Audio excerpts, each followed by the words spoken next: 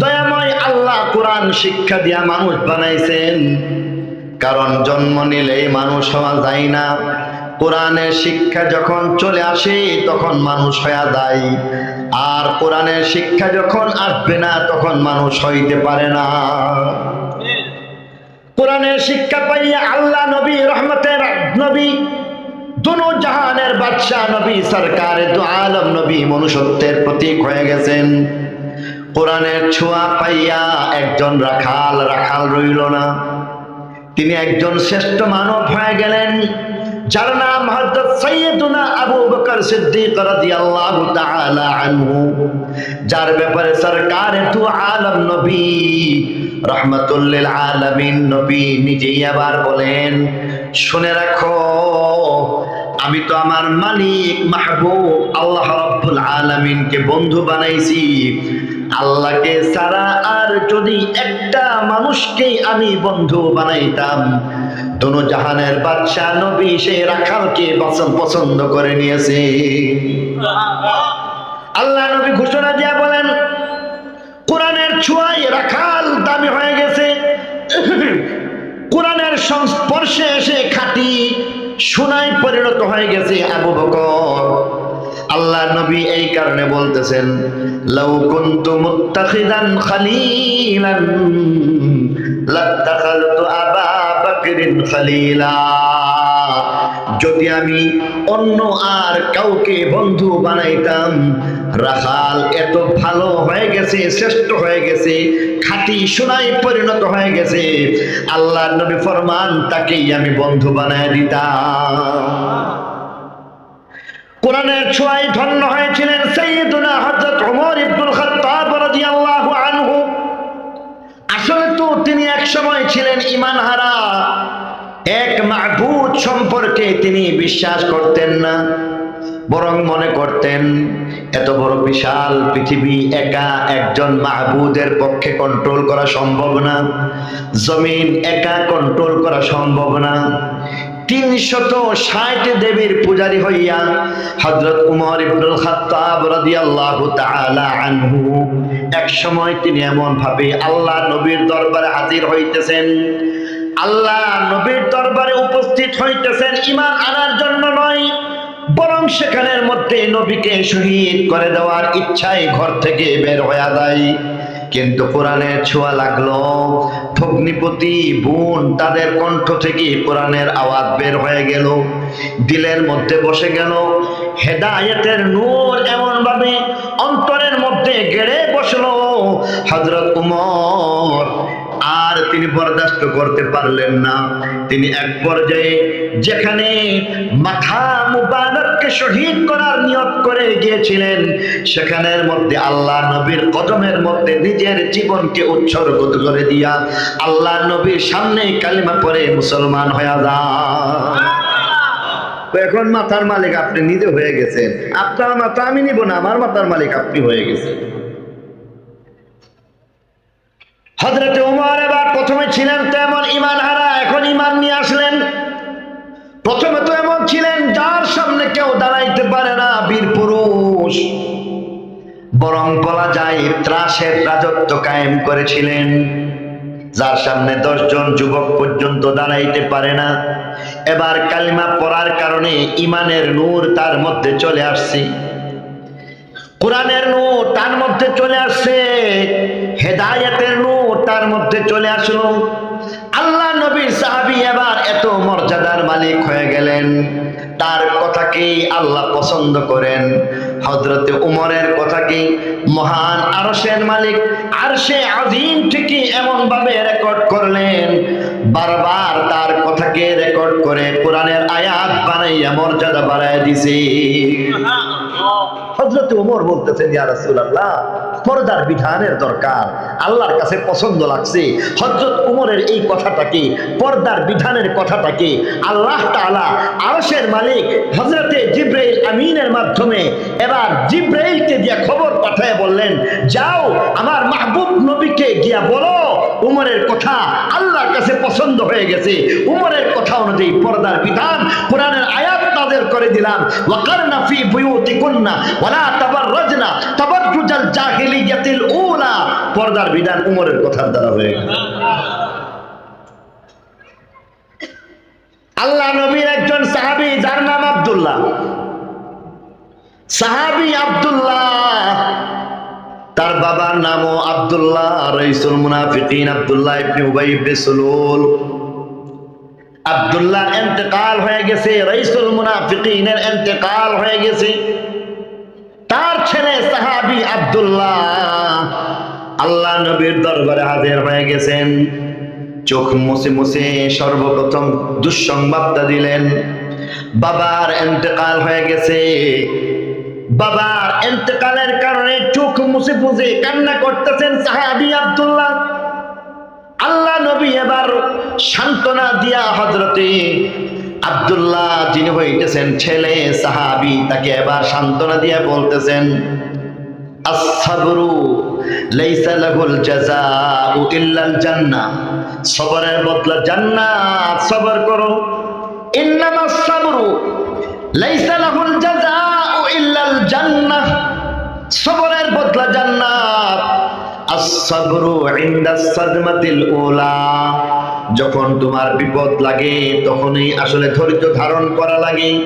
অতএব সবর করো, সবর করো। মুখ মুছে চোখ মুছে হযরতে সাহাবী আব্দুল্লাহ আল্লাহ নবীর দরবারে এবার কিছুটা অবাক করা কথা বললেন।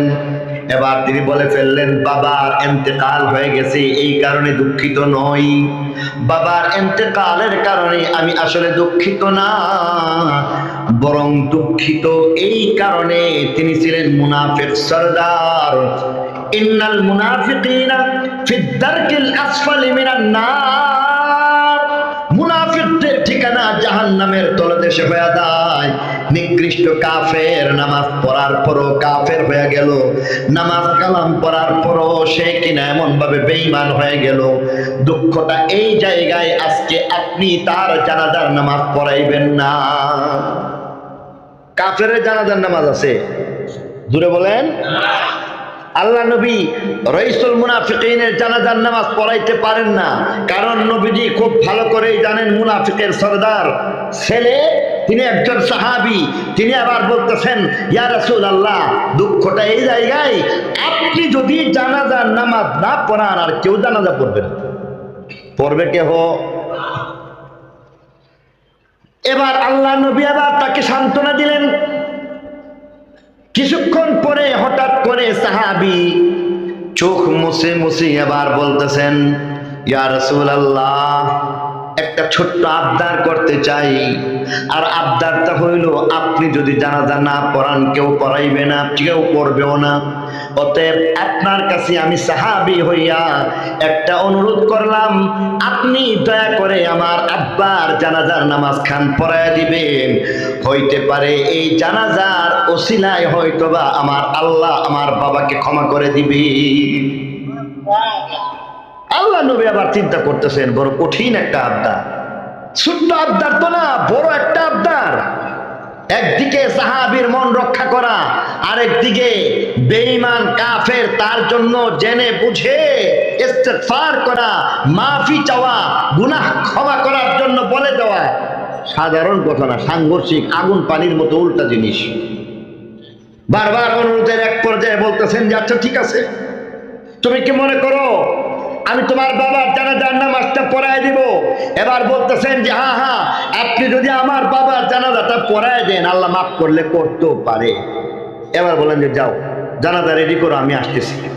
সুবহানাল্লাহ বলবেন না? কার ব্যাপারে জানাজা? যে সারা জীবন আল্লাহ নবীকে কষ্ট দিয়েছে। কার ব্যাপারে জানাজা? যে কিনা সকল উম্মতে মুসলিমার জন্য সবচাইতে বড় দুশমন, যে হযরত সাইয়্যিদা সিদ্দিকা বিনতে সিদ্দিক আকবর রাদিয়াল্লাহু তাআলা আনহা তার জন্য সবচাইতে বেশি কষ্ট দিয়েছিলেন, অপবাদ দিয়েছিলেন, যার বারাআত পবিত্রতা বর্ণনা করার জন্য আল্লাহ তাআলা হযরতে আয়েশার পবিত্রতা বর্ণনা করার জন্য 17 খান কোরআনের আয়াত নাযিল করেছেন। হযরত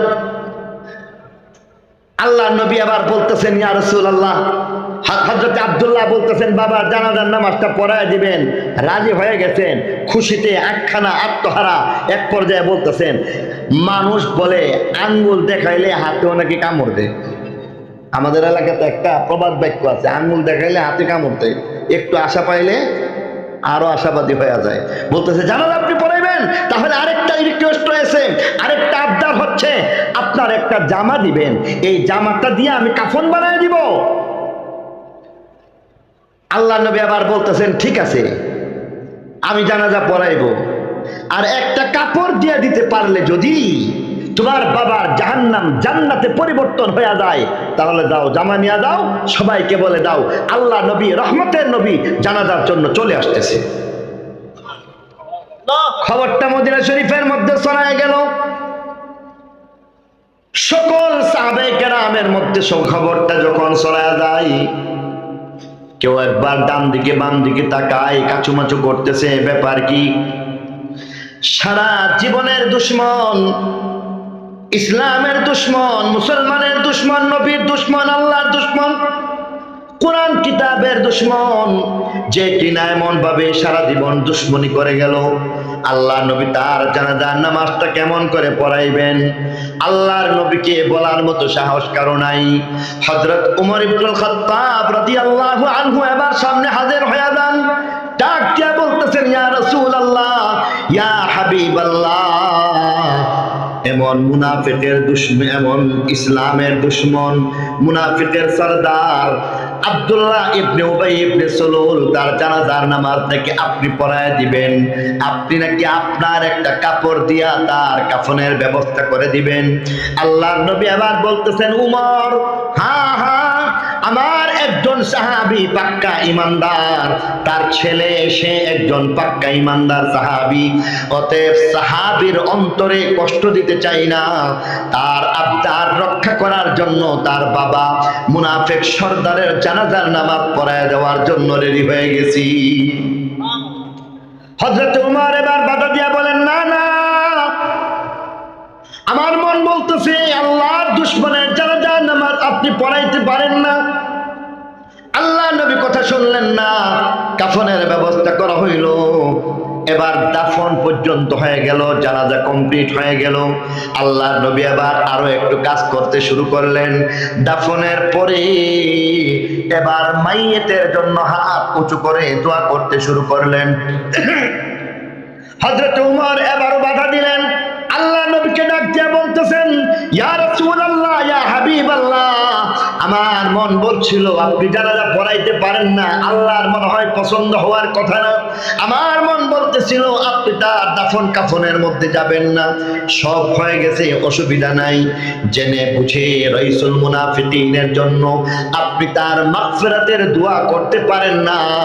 আমি উমর বললাম, আপনি এমনটা করবেন না, এটা আমার আল্লাহর পছন্দ হওয়ার কথা না। কিন্তু আল্লাহ নবী শুনলেন না। আল্লাহ নবী আবার হাত উঁচু করলেন, দোয়া করলেন। আল্লাহ নবী আবার তার মাগফিরাতের দোয়া শেষ করলেন। বাড়ির দিকে যখন রওনা হয়ে যান, সঙ্গে সঙ্গে আরশের মালিক জিবরাইল আমিনকে পাঠিয়ে দিলেন। আরশের মালিক এবার জিবরাইল আমিনকে পাঠাইলে পরে জিবরাইল আমিন আল্লাহর নবীর সামনে হাজির হয়ে যায়।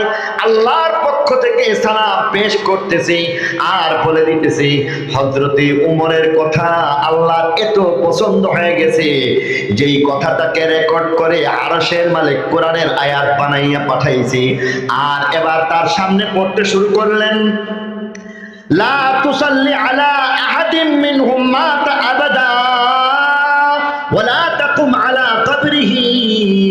হে নবী, মুনাফিক মরলে, মুনাফিকের কোনো বাচ্চাও যদি মরে, আপনি তার জানাজার নামাজ পড়াইবেন না। ওয়ালা তাকুম আলা কবরিহি, কবরের পাশে দাঁড়াবেন না, তাদের জন্য দোয়া করবেন না। অর্থাৎ উমরের দুইটা কথা, জানাজা পড়ানো যাবে না, দ্বিতীয় নম্বর কথা, দোয়া করা যাইবে না। আল্লাহর কাছে এতই পছন্দ হয়ে গেছে, এই দুইটা কথা দিয়ে আমার আল্লাহ কোরআনের আয়াত বানায় পাঠিয়ে দিছি। আমার আল্লাহ কোরআনের আয়াত বানায় পাঠাইছে। কেন? কোরআনের ছোঁয়া লাগছে। কেন? কোরআনওয়ালা হয়ে গেছে। এই কারণে আল্লাহ নবী ফরমান, তোমরা আমার উমরকে তো চিনো না। লাউ কানা বাদি নবী লাকানা উমর, আমার পরে যদি আর একজন মানুষ যদি নবী হওয়ার সুযোগ থাকতো, নিঃসন্দেহে হযরত উমর নবী হয়ে যায়।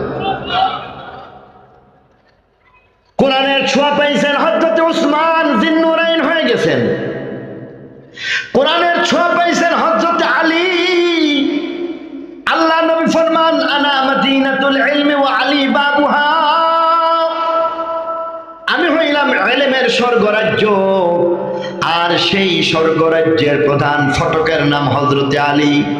কোরআনের ছোঁয়া পাইছেন হযরত আবু যর গিফারি, জাহেদ হয়ে গেলেন।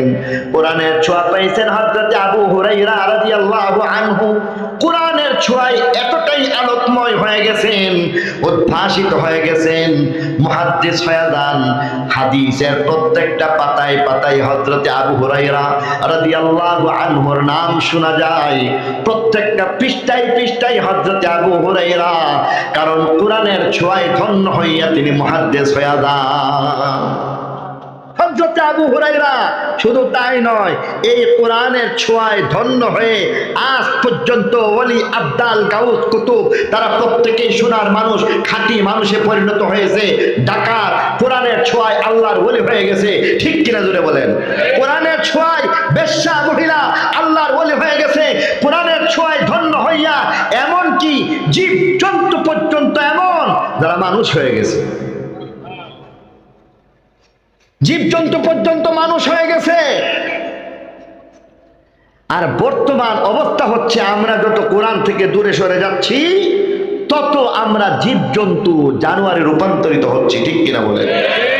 আজকে আমাদের অবস্থা, আমরা কেমন মানুষ, মানুষ হইতেছি, কেমন মুসলমান, মুসলমান দাবি করতেছি, কিন্তু আমাদের নামাজ, রোজা, হজ, যাকাত এই সব কিছুর বাইরে আমরা সুদ খাই, ঘুষ খাই, মিথ্যা বলি, গীবত করি, শিকায়াত করি, অন্যের ধন সম্পদ লুণ্ঠন করি, চুরি করি, ডাকাতি করি, ধোঁকা দিতেছি, ওজনে কম দিতেছি, মানুষকে ঠকাইতেছি, ভেজাল কারবার করতেছি, মজুদদারি করতেছি।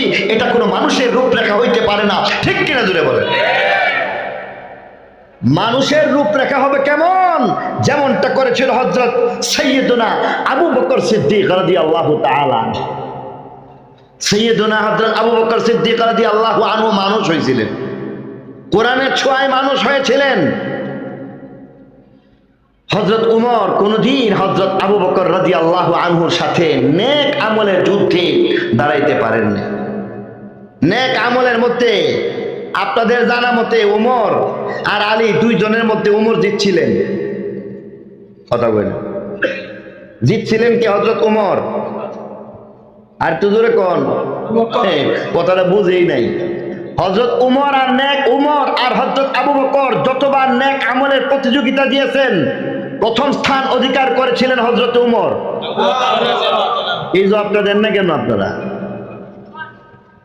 হযরত উমর এক নম্বর হয়েছিল না হযরত আবু বকর?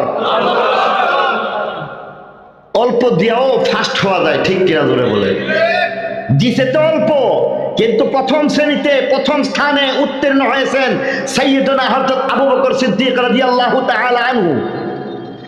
হযরত উমর একবার মনে মনে চিন্তা করতেছেন, নেক আমলের প্রতিযোগিতায় কোন সময় পারলাম না, এবার একটা কাজ করা যায়।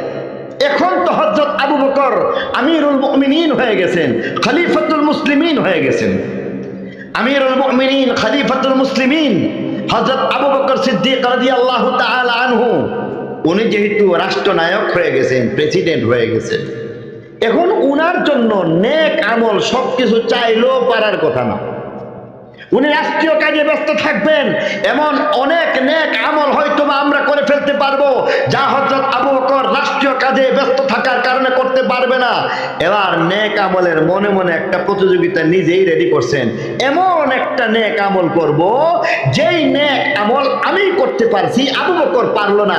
আল্লাহর দরবারে বুক ফুলাইয়া বলবো যে আল্লাহ, আজকে তো এমন নেক আমল আমি উমর করছি, আবু বকর জীবনেও এই নেক আমল করতে পারে না। হযরত উমর এবার মনে মনে নেক আমল তালাশ করে, হযরত উমর এবার মনে মনে নেক আমল তালাশ করতেছে, কেমন করে এমন কোন একটা স্পেশাল নেক আমল করা যায়, এক্সেপশনাল একটা নেক আমল করব, যেই নেক আমলটা অন্য কেউ করতে পারবে না, কেবল উমর করবে। যেই নেক আমল কোনদিন আমি খলিফাতুল মুসলিমিন হযরত আবু বকর সিদ্দিক কোনদিন করতে পারবে না। অতএব আমি এমন একটা নেক আমল করতে চাই। তালাশ করতে শুরু করলেন, তালাশ করেন, প্রত্যেকটা নেক আমলের মধ্যেই মনে হয় হযরতে উমরের ভাগ আছে। আজকে একটা আমল, এই আমল খুঁজে বের করলেন, খবর নিয়ে দেখলেন না না, এই নেক আমলটা তো হযরত উমর আর হযরত আবু বকর আগেই করে ফেলছি। বারবার তালাশ করেন, এমন কোন নেক আমল তালাশ করে পান না যে আমলটা হযরত আবু বকর করেন নাই। তালাশ করতে করতে এক পর্যায়ে তিনি রাতের বেলা ঘুরতে শুরু করলেন। ঘর থেকে বের হইয়া গেলেন, পাহাড়ের মধ্যে আবার হাঁটতে শুরু করলেন। পাহাড়ের মধ্যে হাঁটতে হাঁটতে হঠাৎ করে লক্ষ্য করলেন পাহাড়ের ভিতরে একটা গুহা। সেই গুহার মধ্যে একজন বৃদ্ধা নারী, অনেক বয়স্ক একটা নারী, থুরথুরে বুড়া। যে বুড়া মহিলা ঠিক মতো দেখে না, চলাফেরা করতে পারে না, একটা মানবেতর জীবনযাপন সেখানের মধ্যে করতেছি। একটা ঝুপড়ির পাশে গিয়া দাঁড়াইলেন, নিজের নাম গোপন করলেন, কারণ ভাবতেছেন যদি বলি আমি উমর তোমার দরবারে চলে আসছি, হয়তো বা মহিলা ভয় পাওয়া যাইতে পারে। কিছু কথা বললেন না, নিজের নামটাকে গোপন করে আবার বললেন, হে বৃদ্ধা নারী, এই গহীন জঙ্গলের মধ্যে, ঝুপড়ির মধ্যে তুমি একা একা থাকো, তোমার সাথে অন্য কেউ থাকার মতো আছে কিনা বলে দাও। মহিলা এবার বলে, আমার সাথে থাকার মতো কেউ নাই। মহিলাকে এবার বলতেছেন, তোমার এবার চলাফেরার বন্দোবস্ত কেমন করে হয়ে যায়। সঙ্গে সঙ্গে চোখ মুছে মুছে বলতেছি, ছেলে মেয়ে সবাই বড় হইয়া যার যার মতো চলে গেছে, আমার খবর নেওয়ার মতো মালিক আমার আল্লাহ ছাড়া আর কেউ নাই। এমন অবস্থা আমাদের দেশেও চলে আসছে। বিশেষ করে গাজীপুরের মধ্যেই পাওয়া যায় বৃদ্ধাশ্রম, আছে না নাই, যাদের চোখের পানিগুলি মুছে না, কোনোদিন শুকায় না, যারা ঈদ চাঁদের মধ্যে তাদের কোনো আনন্দ দেখা যায় না, সারাটা দিন, সারাটা রাত, সারাটা সপ্তাহ, সারাটা মাস চোখ মুছতে মুছতে তারপরে তাদের বছর পার করতেছে। এরপরও এমন মা বাবার ছেলেরা যারা অনেক শিক্ষায় শিক্ষিত হয়েছে, অনেক বড় বড় ডিগ্রি অর্জন করতে পেরেছে, কিন্তু মা বাবার খবর নিতে পারতেছে না, এমন অবস্থা গাজীপুরেই আছে না নাই? তাহলে এরা অনেক বড় ডিগ্রিধারী হয়ে যাইতে পারে, কিন্তু তাদের মধ্যে কোরআনের ছোঁয়া না লাগার কারণে যে মায়ের কদমের নিচে জান্নাত ঘোষণা করা হয়েছে, সে মাকেও তারা চিনে না। হযরত ওমর নিজে নিজে চোখের পানিগুলো মুছলেন, আর ডাক দিয়া বললেন, ও মা, তোমার খবর নেওয়ার মতো তোমার ঔরজাত সন্তান কেউ বা না থাকতে পারে, তবে আজকে থেকে মনে করবা আমি তোমার সন্তান। আজকে থেকে তোমার সব কয়টা কাজ আমি করে দিতে চাই। আজকে থেকে আমি তোমার জিম্মাদার। প্রত্যেক দিন তোমার ঘর আমি নিজে ঝাড়ু দিয়ে দিব। প্রত্যেক দিন তোমার জন্য ঝর্ণা থেকে মিষ্টি পানি এনে দেওয়ার ব্যবস্থা করে দিব। প্রতিদিন তোমার জন্য আমি রুটি আর খাবারের ব্যবস্থা করব। প্রতিদিন তোমার কাপড় চোপড়গুলি ধুইয়া দিব। মনে করবা আমি তোমার ছেলে, মনে করবা আমি তোমার মেয়ে। প্রতিদিন আমি তোমার চুলগুলিকে আঁচড়িয়ে দিব। আজকে থেকে আমি তোমার সন্তান। আর এই কথা বলে মনে মনে ভাবতেছেন, ভাগ্যিস এমন একটা নেক আমল আমি পাইলাম, যেই নেক আমল আজকের মদিনার মধ্যে কেউ হয়তো করতে পারবে না। বিশেষ করে হযরত সাইয়্যিদুনা আবু বকর সিদ্দিক রাদিয়াল্লাহু আনহু খলিফাতুল মুসলিমিন, উনি তো এই বৃদ্ধার খবর পাওয়ার কথা না। তিনি হয়তো সেই কাজটা করতে পারলেন না। আজকে আমি সেই কাজটা করব। আল্লাহর দরবারে গিয়া বলবো, আল্লাহ, এমন একটা নেক আমল নিয়ে হাজির হয়ে গেলাম, যেই নেক আমল খলিফাতুল মুসলিমিন আবু বকর পর্যন্ত করে নাই। হযরত ওমর এবার বলতেছেন, মা, ঝাড়ু দাও। এই ঝাড়ুটা দিয়া তোমার ঘরটাকে আমি পরিষ্কার করে দিতে চাই। আজকে তোমার জন্য ঠান্ডা মিষ্টি পানির ব্যবস্থা করব, রুটির ব্যবস্থা করব। মহিলা আবার বলতেছেন, বেটা প্রতিদিন তো আমার আল্লাহ কিছু না কিছু একটা ব্যবস্থা করেই থাকেন, আজকেও আমার একটা ব্যবস্থা হয়ে গেছে, খাবার দাবারের প্রয়োজন ফুরাইয়া গেছি, আজকে আমার কিছু লাগবে না, প্রয়োজন মনে করলে তুমি আগামীকালকে আসো, আগামীকালকে আসবা, আমার সব কাজ করে দিবা। আজ পর্যন্ত তোমার মতো এমন ভালো কোনো যুবক আমি পাই নাই, যে যুবক প্রতিদিনের জন্য আমার জিম্মাদারি গ্রহণ করবে, এমনটা বলে নাই। আমি খুশি প্রাণ খুলে তোমার জন্য দোয়া করে গেলাম, কারণ তুমি প্রতিদিন আমার সেই কাজগুলি করে দিবা। হযরত ওমর মনে মনে খুশি হয়ে গেলেন। দ্বিতীয় দিন গেলেন, দ্বিতীয় দিন যাওয়ার পরে এবার বলতেছেন, ও মা জননী, ঝাড়ু কোথায়? ঝাড়ুটা দেও, ঘরটা প্রথমে ঝাড়ু দিয়া পরিষ্কার করব, পানি আনবো, রুটি বানাইবো, খাবারের ব্যবস্থা করে দিব। মহিলা হযরত উমরকে এবার ডাক দিয়া বলতেছেন, বেটা শুনো, আজকে হয়তোবা তুমি একটু বিলম্বে পৌঁছায় গেছো, দেরিতে পৌঁছাইবার কারণে আমার কাছে একজন যুবক আসলো, একজন লোক চলে আসলো, যেই লোকটা আজকে আমার সেই খাবারের ব্যবস্থা করে দিয়েছে। অতএব তুমি যদি কিছু করতে চাও আরেকদিন আসবা, আগে আগে চলে আসবা, তাহলে হয়তোবা তুমি আমার এই কাজটা করে দিতে পারবা। হযরত ওমর এবার তৃতীয় দিন অপেক্ষা করলেন। তৃতীয় দিন এবার ভাবলেন একটু আগে আগে যাইব। ফজরের আগে আগে তিনি রওনা হয়ে গেলেন, তাহাজ্জুদের নামাজ খতম করলেন। তাহাজ্জুদের নামাজ শেষ করে সুবহে সাদেক যখন হয়ে যায়, তার আগে আগে হাঁটতে শুরু করলেন। তখনও মদিনার মিনারা থেকে ফজরের আজানের শব্দ শোনা যায় না। তাহাজ্জুদের সময়ের মধ্যে চন্দ্রের জ্যোৎস্নার মধ্যে হাঁটতে হাঁটতে এবার সামনে হাজির হয়ে গেলেন। এবার ডাক দিয়া বলতেছেন, ও মা জননী, আজকে তো মনে হয় সেই লোকটা আসে নাই, যেই লোকটা গতকালকে আসলো, যেই লোকটা গত পরশুদিন আসলো, আজকে তো সেই লোক আসবার কথা না। আমি ফজরের আগে চলে আসলাম, তাহাজ্জুদের সময় চলে আসলাম, এবার ঝাড়ু কোথায়? আমি তোমার ঘরটাকে ঝাড়ু দিয়া দিতে চাই। মহিলা এবার বলতেছেন, শোনো, সেই একই ব্যক্তি আজকেও আসছে, ঘরটা ঝাড়ু দিয়া গেছে, রুটির ব্যবস্থা করে গেছে, আর দূর ঝর্ণা থেকে পানি আনার জন্য চলে গেছে। অপেক্ষা করো, পানি আনলে পরে তার সাথে তোমার সাক্ষাৎ হয়ে যাইবে। হযরত ওমর মনে মনে ভাবলেন, কে হে? আজকে 3 দিন পর্যন্ত একই ব্যক্তি সেই কাজটা করতেছে।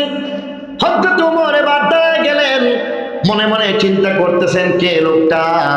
গাছের আড়ালে আবার লক্ষ্য করলেন, দাঁড়ায় দাঁড়ায় লক্ষ্য করলেন, দূর ঝর্ণা থেকে একটা মানুষ কাঁধের মধ্যে একটা কলসি নিয়ে রাখছে, তার সারাটা শরীর চাদর দিয়া ঢাকা, এমনকি মাথার উপরেও একটা রুমাল দিয়া ঢাকা, চেহারাটা এমন ভাবে ঢেকে রাখছে যার চেহারাটা চিনবার কোনো ব্যবস্থা নাই।